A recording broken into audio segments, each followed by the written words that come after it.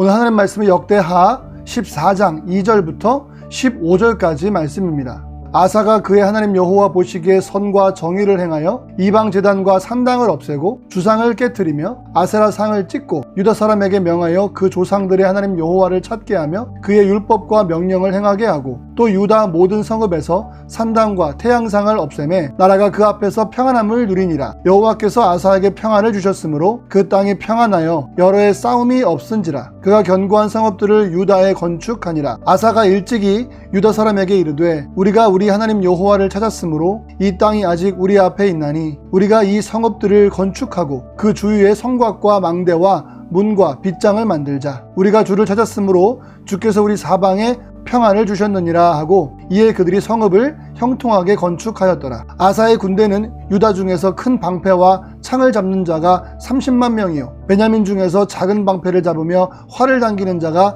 28만 명이라. 그들은 다 큰 용사였더라. 구스 사람 세라가 그들을 치려하여 군사 100만 명과 병거 300대를 거느리고 마레사의 이름에 아사가 마주 나가서 마레사의 스바다 골짜기에 전열을 갖추고 아사가 그의 하나님 여호와께 부르짖어 이르되 여호와여 힘이 강한 자와 약한 자 사이에는 주밖에 도와줄 리가 없사오니 우리 하나님 여호와여 우리를 도우소서. 우리가 주를 의지하오며 주의 이름을 의탁하옵고 이 많은 무리를 치러 왔나이다.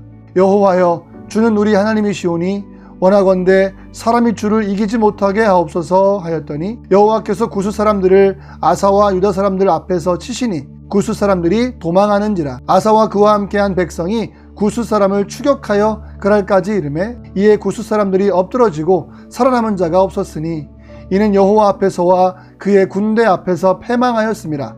노력한 물건이 매우 많았더라. 여호와께서 그날 사면 모든 성읍 백성을 두렵게 하시니 무리가 그의 모든 성읍을 치고 그 가운데 있는 많은 물건을 노력하고 또 짐승 지키는 천막을 치고 양과 낙타를 많이 이끌고 예루살렘으로 돌아왔더라. 오늘 말씀의 제목은 우리가 주를 찾았으므로입니다. 오늘 말씀에 큰 은혜가 있기를 간절히 바랍니다. 오늘 말씀은 남유다의 아사 왕의 통치가 소개되고 있습니다. 아사 왕이 하나님의 뜻을 신실하게 따르니까 유다 나라에 평화가 찾아옵니다. 구스의 대군이 침략했을 때에도 유다는 하나님을 굳게 의지하여 물리칩니다. 구스는 지금의 에디오피아 또는 아프리카 지역을 말합니다. 왜냐하면 오늘 2절 말씀 보시니까 아사는 그의 하나님 여호와 보시기에 선과 정의를 행했다고 기록되어 있습니다. 우상을 그대로 둔 채 하나님을 온전히 섬길 수는 없는 것입니다. 10계명의 첫 2계명이 우리에게 가르쳐주고 있듯이 하나님은 그분의 백성이 다른 신들을 섬기는 것을 싫어하십니다. 그럼에도 불구하고 북이스라엘뿐만 아니라 남쪽 유다에서조차 거짓 신들에 대한 예배가 만연해 있었습니다. 출애굽 때부터 시작되었던 우상 숭배가 여전히 그들의 일상을 점령하고 있었던 것입니다. 이에 아사 왕은 유다 성읍들을 일일이 다니면서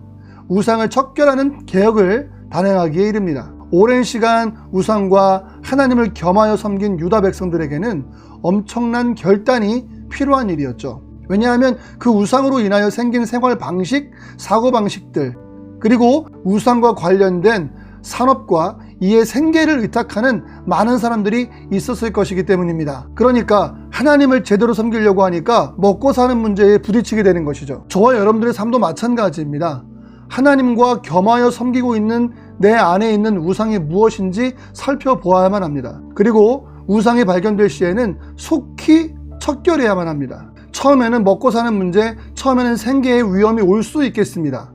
하지만 하나님을 의지하는 백성들에게 하나님은 평안한 삶을 허락하여 주십니다. 아사 왕이 유다 백성의 마음을 차지하고 있었던 우상과 거짓 신들을 섬기는 어떤 그 제단들을 제거하니까 하나님께서 그 땅에 어려움을 주신 것이 아니라 평화, 즉 샬롬을 주셨습니다. 진정한 샬롬은 내 안의 욕망을 실현해내는 것이 아니라 내 안에 있는 탐욕의 우상을 버리고 주님을 의지할 때 경험하게 되는 것입니다. 구스 사람 세라가 유다를 쳐들어왔죠. 100만 군대와 300병거를 몰고 왔습니다. 하지만 거기에 맞서는 아사 왕의 힘은 견고한 성읍과 용맹한 군대들이 아니었습니다.